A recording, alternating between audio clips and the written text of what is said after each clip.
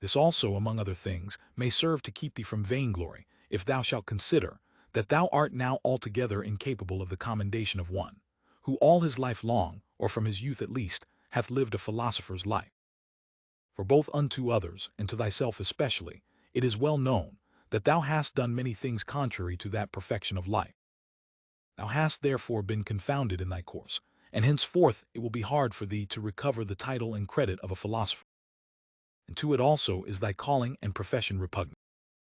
If therefore thou dost truly understand what it is that is of moment indeed, as for thy fame and credit, take no thought or care for that. Let it suffice thee if all the rest of thy life, be it more or less, thou shalt live as thy nature requireth, or according to the true and natural end of thy making. Take pains therefore to know what it is that thy nature requireth, and let nothing else distract thee. Thou hast already had sufficient experience, that of those many things that hitherto thou hast erred and wandered about, thou couldst not find happiness in any of them. Not in syllogisms and logical subtleties, not in wealth, not in honor and reputation, not in pleasure. In none of all these.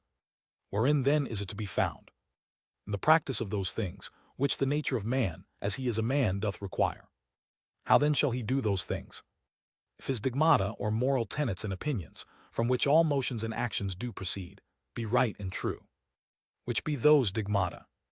Those that concern that which is good or evil, as that there is nothing truly good and beneficial unto man, but that which makes him just, temperate, courageous, liberal, and that there is nothing truly evil and hurtful unto man, but that which causeth the contrary effects. Upon every action that thou art about, put this question to thyself: how will this when it is done agree with me? Shall I have no occasion to repent of it? Yet a very little while and I am dead and gone, and all things are at end. What then do I care for more than this, that my present action whatsoever it be, may be the proper action of one that is reasonable, whose end is the common good, who in all things is ruled and governed by the same law of right and reason, by which God himself is. Alexander, Caius, Pompeius, what are these to Diogenes, Heraclitus, and Socrates? These penetrated into the true nature of things, into all causes and all subjects, and upon these did they exercise their power and authority. But as for those, as the extent of their error was, so far did their slavery extend. What they have done they will still do, although thou shouldst hang thyself. First, let it not trouble thee. For all things both good and evil come to pass according to the nature and general condition of the universe, and within a very little while all things will be at an end. No man will be remembered, as now of Africanus, for example, and Augustus it is already come to pass. Then secondly, fix thy mind upon the thing itself, look into it, and remembering thyself that thou art bound nevertheless to be a good man, and what it is that thy nature requireth of thee as thou art a man, be not diverted from what thou art about, and speak that which seemeth unto thee most just, only speak it kindly, modestly, and without hypocrisy. That which the nature of the universe doth busy herself about, is that which is here to transfer it thither, to change it, and thence again to take it away, and to carry it to another place. So that thou needest not fear any new thing. For all things are usual and ordinary, and all things are disposed by equality. Every particular nature hath content, when in its own proper course it speeds. A reasonable nature doth then speed, when first in matter of fancies and imaginations, it gives no consent to that which is either false uncertain. Secondly, when in all its motions and resolutions it takes its level at the common good only, and that it desireth nothing, and flieth from nothing, but what is in its own power to compass or avoid. And lastly, when it willingly and gladly embraceth whatsoever is dealt and appointed unto it by the common nature. For it is part of it, even as the nature of any one leaf is part of the common nature of all plants and trees. But that the nature of a leaf is part of a nature both unreasonable and unsensible, and which in its proper end may be hindered, or which is servile and slavish, whereas the nature of man is part of a common nature which cannot be hindered, and which is both reasonable and just. From whence also it is, that according to the worth of everything she doth make such equal distribution of all things, as of duration, substance, form, operation, and of events and accidents. But herein consider not whether thou shalt find this equality in everything absolutely and by itself, but whether in all the particulars of some one thing taken together, and compared with all the particulars of some other thing, and them together likewise. Thou hast no time nor opportunity to read. What then?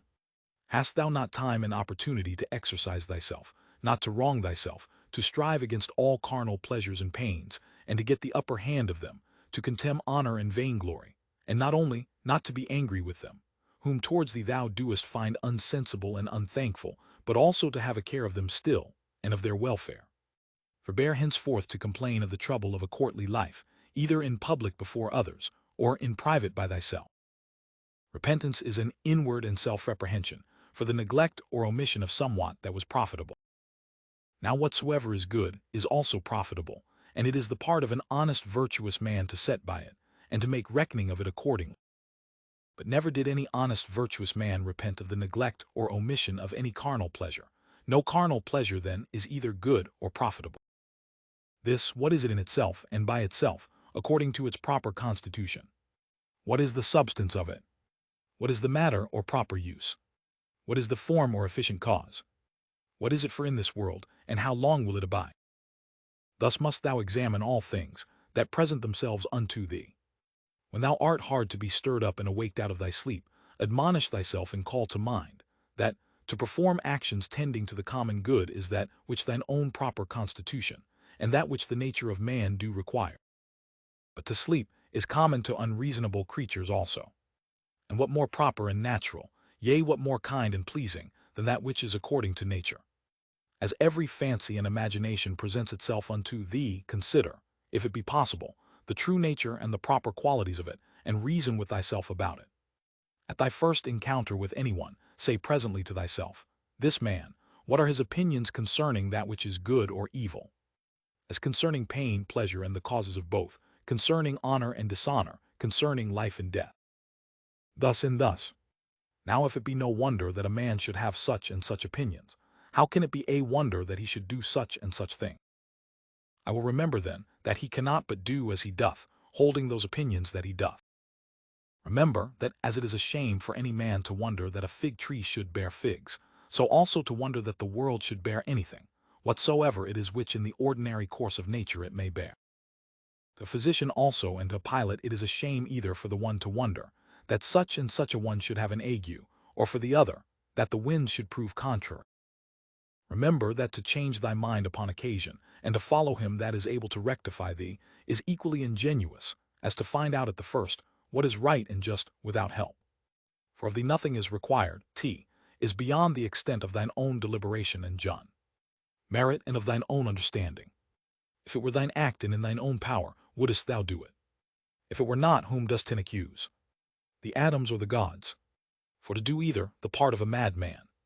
Thou must therefore blame nobody, but if it be in thy power, redress what is amiss. If it be not, to what end is it to complain? For nothing should be done but to some certain end. Whatsoever dieth and falleth, however and wheresoever it die and fall, it cannot fall out of the world. Here it have its abode and change. Here also shall it have its dissolution into its proper elements.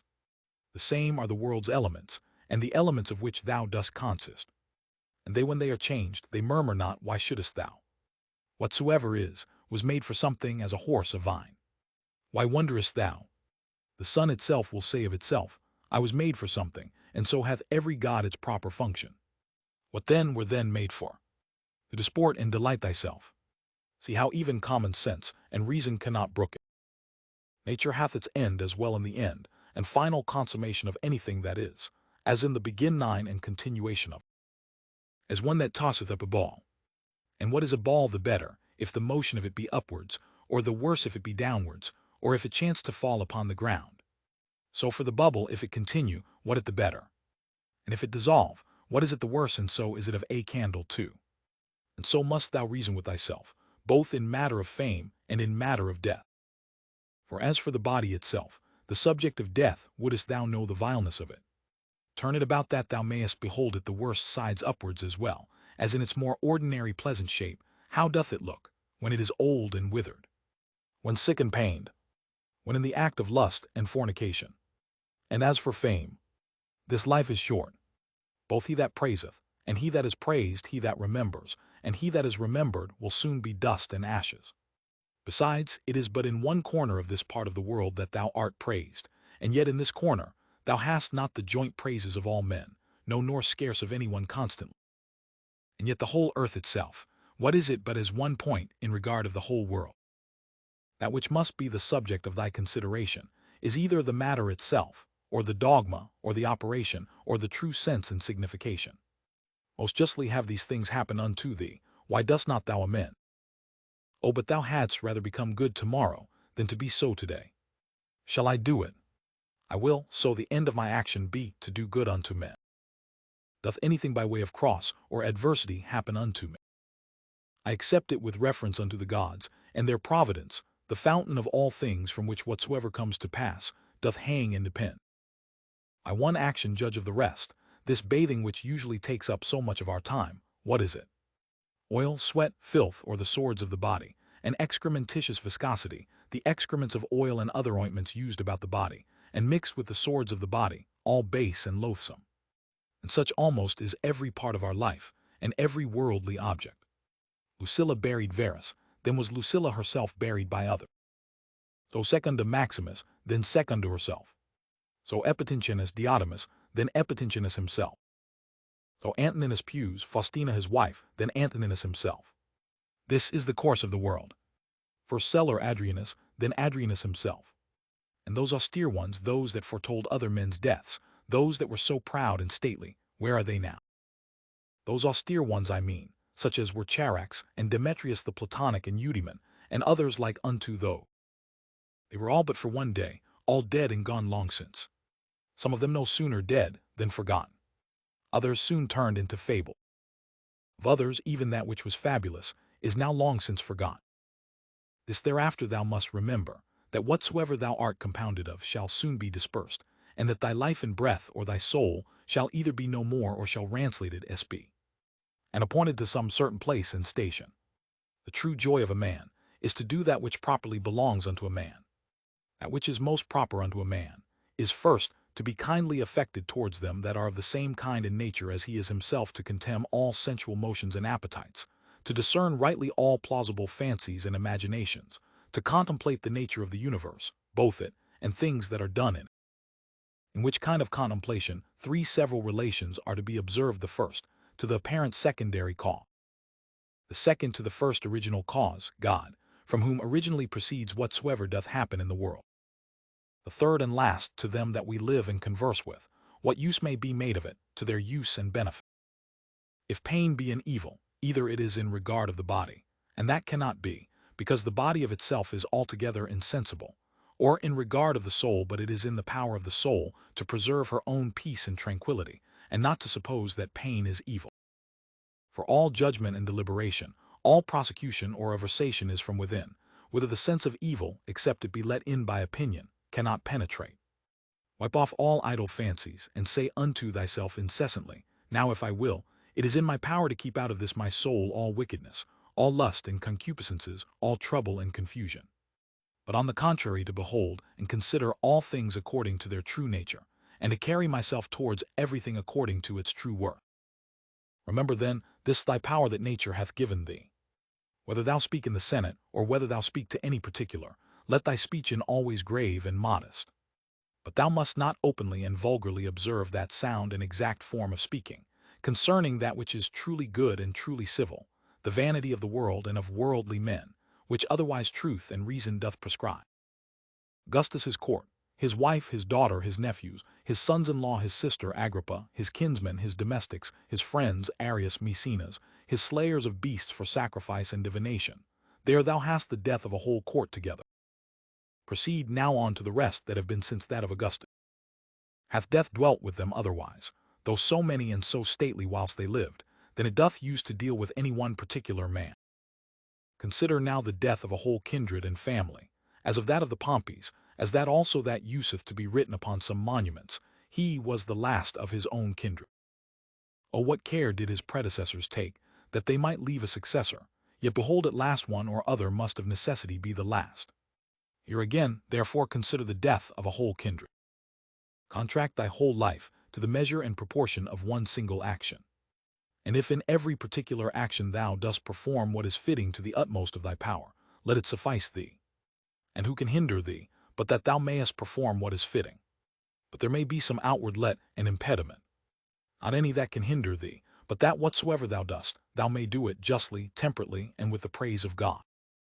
Yea, but there may be somewhat, whereby some operation or other of thine may be hindered.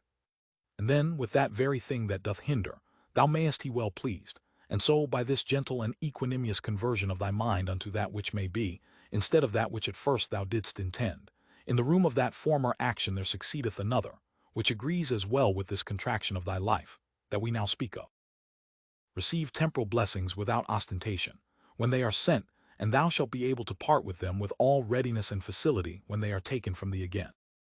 If ever thou sawest either a hand, or a foot, or a head lying by itself, in some place or other as cut off from the rest of the body, such must thou conceive him to make himself, as much as in him lieth, that either is offended with anything that has happened, whatsoever it be, and as it were divides himself from it, or that commits anything against the natural law of mutual correspondence, and society among men, or he that commits any act of uncharitableness.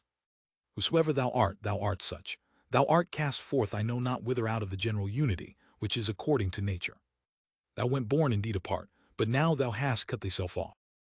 However, herein is matter of joy and exultation, that thou mayst be united again. God hath not granted it unto any other part, that once separated and cut off, it might be reunited and come together again. Behold, that goodness how great and immense it is, which hath so much esteemed man. As at first he was so made, that he needed not except he would himself have divided himself from the whole, so once divided and cut off, it hath so provided and ordered it, that if he would himself, he might return and grow together again, and be admitted into its former rank and place of a part, as he was before. As almost all her other faculties and properties the nature of the universe hath imparted unto every reasonable creature, so this in particular we have received from her, that as whatsoever doth oppose itself unto her, and doth withstand her in her purposes and intentions, she doth, though against its will and intention, bring it about to herself, to serve herself of it in the execution of her own destinated end. And so by this, though not intended cooperation of it with herself, makes it part of herself whether it will or no. So may every reasonable creature, what crosses and impediments soever it meets with in the course of this mortal life, it may use them as fit and proper objects, to the furtherance of whatsoever it intended and absolutely proposed unto itself as its natural end and happiness. Let not the general representation unto thyself of the wretchedness of this our mortal life trouble thee. Let not thy mind wander up and down, and heap together in her thoughts the many troubles and grievous calamities which thou art as subject unto as any other. But as everything in particular doth happen, put this question unto thyself, and say, what is it that in this present matter seems unto thee so intolerable? For thou wilt be ashamed to confess it. Then upon this presently call to mind, that neither that which is future, nor that which is past can hurt thee, but that only which is present. And that also is much lessened if thou dost lightly circumscribe it, and then check thy mind if for so little a while, a mere instant, it cannot hold out with patience. What are either Panthea or Pergamus, abiding to this day by their master's tomb? Or either Chabrias or Diotimus by that of Adrianus? O foolery! For what if they did, would their masters be sensible of it? Or if sensible, would they be glad of it? Or if glad, were these immortal? Was not it appointed unto them also, both men and women, to become old in time and then to die? And these once dead, what would become of these former? And when all is done, what is all this for but for a mere bag of blood and corruption? If thou beest quick-sighted, be so in matter of judgment and best discretion saith he. In the whole constitution of man, I see not any virtue contrary to justice, whereby it may be resisted and opposed. But one whereby pleasure and voluptuousness may be resisted and opposed, I see continent. If thou canst but withdraw conceit and opinion concerning that which may seem hurtful and offensive, thou thyself art as safe may be. Thou thyself. And who is that? Thy reason. Yea, but I am not reason. Well, be it so. However, let not thy reason or understanding admit of grief, and if there be anything in thee that is grieved, let that, whatsoever it be, conceive its own grief if it can. That which is a hindrance of the senses is an evil to the sensitive nature. That which is a hindrance of the appetitive and prosecutive faculty is an evil to the sensitive nature. As of the sensitive, so of the vegetative constitution, whatsoever is a hindrance unto it, is also in that respect an evil unto the same. And so likewise, whatsoever is a hindrance unto the mind and understanding, must needs be the proper evil of the reasonable nature. Now apply all those things unto thyself. Whether pain or pleasure seize on thee, let the senses look to that. Hast thou met with some obstacle or other in thy purpose and intention?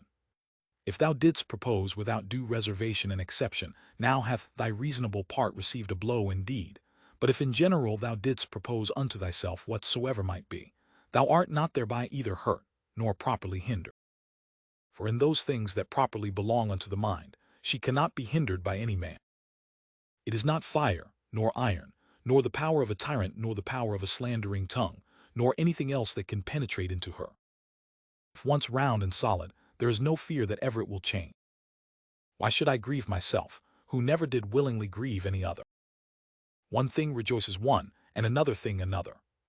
As for me, this is my joy, if my understanding be right and sound, as neither averse from any man, nor refusing any of those things which as a man I am subject unto, if I can look upon all things in the world meekly and kindly, accept all things, and carry myself towards everything according to true worth of the thing itself. This time that is now present, bestow thou upon thyself. They that rather hunt for fame after death, do not consider that those men that shall be hereafter will be even such as these whom now they can so hardly bear with. And besides they also will be mortal men. But to consider the thing in itself, if so many with so many voices shall make such and such a sound, or shall have such and such an opinion concerning thee, what is it to thee? Take me and throw me where thou wilt, I am indifferent. For there also I shall have that spirit which is within me propitious, that is well pleased and fully contented both in that constant disposition, and with those particular actions, which to its own proper constitution are suitable and agreeable. Is this then a thing of that worth, that for it my soul should suffer and become worse than it was? As either basely dejected, or disordinately affected, or confounded within itself, or terrified. What can there be, that thou shouldest so much esteem? Nothing can happen unto thee, which is not incidental unto thee, as thou art a man. As nothing can happen either to an ox, a vine, or to a stone, which is not incidental unto them, unto every one in his own kind. If therefore nothing can happen unto anything, which is not both usual and natural, why art thou displeased? Sure the common nature of all would not bring anything upon any, that were intolerable. If therefore it be a thing external that causes thy grief, know, that it is not that properly that doth cause it, but thine own conceit and opinion concerning the thing, which thou mayest rid thyself of, when thou wilt. But if it be somewhat that is amiss in thine own disposition, that doth grieve thee, mayest thou not rectify thy moral tenets and opinion? But if it grieve thee, that thou doest not perform that which seemeth unto thee right and just, why doest not thou choose rather to perform it than to grieve? But somewhat that is stronger than thyself doth hinder thee. Let it not grieve thee then, if it be not thy fault that the thing is not performed. Yea, but it is a thing of that nature, as that thy life is not worth the while, except it may be performed. If it be so, upon condition that thou be kindly and lovingly disposed towards all men, thou mayest be gone. For even then, as much as at any time, art thou in a very good estate of performance, when thou doest die in charity with those that are an obstacle unto thy performance. Remember that thy mind is of that nature as that it becometh altogether unconquerable, when once recollected in herself. She seeks no other content than this, that she cannot be forced, yea, though it so fall out that it be even against reason itself, that it cloth bandy. How much less when, by the help of reason, she is able to judge of things with discretion. And therefore let thy chief fort and place of defense be, a mind free from passion. A stronger place, whereunto to make his refuge, and so to become impregnable and better fortified than this, hath no man. He that seeth not this is unlearned. He that seeth it, and betaketh not himself to this place of refuge, is unhappy. Keep thyself to the first bare and naked apprehensions of things, as they present themselves unto thee, and add not unto them. It is reported unto thee, that such a one speaketh ill of thee. Well, that he speaketh ill of thee, so much is reported. But that thou art hurt thereby, is not reported, that is the addition of opinion which thou must exclude. I see that my child is sick. That he is sick I see, but that he is in danger of his life also, I see it not. Thus thou must use to keep thyself to the first motions and apprehensions of things, as they present themselves outwardly, and add not unto them from within thyself through mere conceit and opinion. Or rather add unto them, hut as one that understandeth the true nature of all things that happen in the world. Is the cucumber bitter? Set it away. Brambles are in the way. Avoid them. Let this suffice. Add not presently speaking unto thyself, what serve these things for in the world? For this, one that is acquainted with the mysteries of nature will laugh at thee for it, as a carpenter would or a shoemaker, if meeting in either of their shops with some shavings or small remnants of their work, thou shouldest blame them for it. And yet those men, it is not for want of a place where to throw them that they keep them in their shops for a while, but the nature of the universe hath no such outplace. But herein doth consist the wonder of her art and skill, that she having once circumscribed herself within some certain bounds and limits, whatsoever is within her that seems either corrupted, or old, or unprofitable, she can change it into herself, and of these very things can make new things. So that she needeth not to seek elsewhere out of herself either for a new supply of matter and substance, or for a place where to throw out whatsoever is irrecoverably putrid and corrupt. Thus she, as for place, so for matter and art, is herself sufficient unto herself. Not to be slack and negligent, or loose, and wanton in thy actions, nor contentious and troublesome in thy conversation, nor to rove and wander in thy fancies and imagination. Not basely to contract thy soul, nor boisterously to sally out with it, or furiously to launch out as it were, nor ever to want employment. They kill me, they cut my flesh, they persecute my person with curses. What then? May not thy mind for all this continue pure, prudent, temperate, just? As a fountain of sweet and clear water, though she be cursed by some stander by, yet do her springs nevertheless still run as sweet and clear as before. Yea, though either dirt or dung be thrown in, yet is it no sooner thrown than dispersed, and she cleared. She cannot be dyed or infected by it. What then must I do, that I may have within myself an overflowing fountain, and not a well? Beget thyself by continual pains and endeavors to true liberty with charity, and true simplicity and modesty. He that knoweth not what the world is, knoweth not where he himself is. And he that knoweth not what the world was made for, cannot possibly know either what are the qualities, or what is the nature of the world. Now he that in either of these is to seek, for what he himself was made is ignorant also. What then dost thou think of that man, who proposeth unto himself, as a matter of great moment, the noise and applause of men, who both where they are and what they are themselves are altogether ignorant? Dost thou desire to be commended of that man, who thrice in 1 hour perchance doth himself curse himself? Dost thou desire to please him, who pleaseth not himself? Or dost thou think that he pleaseth himself, who doth use to repent himself almost of everything that he doth? Not only now henceforth to have a common breath, or to hold correspondency of breath with that air that compasseth us about, but to have a common mind, or to hold correspondency of mind also with that rational substance which compasseth all things. For that also is of itself and of its own nature, if a man can but draw it in as he should, everywhere diffused and passeth through all things, no less than the air doth, if a man can but suck it in. Wickedness in general doth not hurt the world. Particular wickedness doth not hurt any other. Only unto him it is hurtful, whosoever he be that offends, unto whom in great favor and mercy it is granted, that whensoever he himself shall but first desire it, he may be presently delivered of it. Unto my free will my neighbor's free will, whoever he be, as his life or his bode, is altogether indifferent. For though we are all made one for another, yet have our minds and understandings each of them their own proper and limited jurisdiction. For else another man's wickedness might be my evil which God would not have, that it might not be in another man's power to make me unhappy, which nothing now can do but mine own wickedness. The sun seemeth to be shed abroad, and indeed it is diffused but not a few. For that diffusion of it is a tau alpha sigma iota sigma, or an extension. For therefore are the beams of it called letter 1f00, kappa tau, letter 1f d6, nu epsilon sigma, from the word letter 1f10 kappa tau epsilon iota nu epsilon sigma theta alpha iota, to be stretched out and extended. Now what a sunbeam is, thou mayest know if thou observe the light of the sun, when through some narrow hole it pierceth into some room that is dark. For it is always in a direct line. And as by any solid body that it meets with in the way that is not penetrable by air, it is divided and abrupted, and yet neither slides off, or falls down, but stayeth there nevertheless, such must the diffusion in the mind be, not an effusion but an extension. What obstacles and impediments soever she meeteth within her way, she must not violently, and by way of an impetuous onset light upon them, neither must she fall down, but she must stand, and give light unto that which doth admit of it. For as for that which doth not, it is its own fault and loss, if it bereave itself of her light. He that feareth death, either feareth that he shall have no sense at all, or that his senses will not be the same. Whereas he should rather comfort himself, that either no sense at all, and so no sense of evil, or if any sense, then another life, and so know death properly.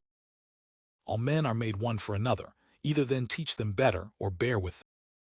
The motion of the mind is not as the motion of a dart. For the mind, when it is wary and cautelous, and by way of diligent circumspection turneth herself many ways, may then as well be said to go straight on to the object, as when it useth no such circumspection.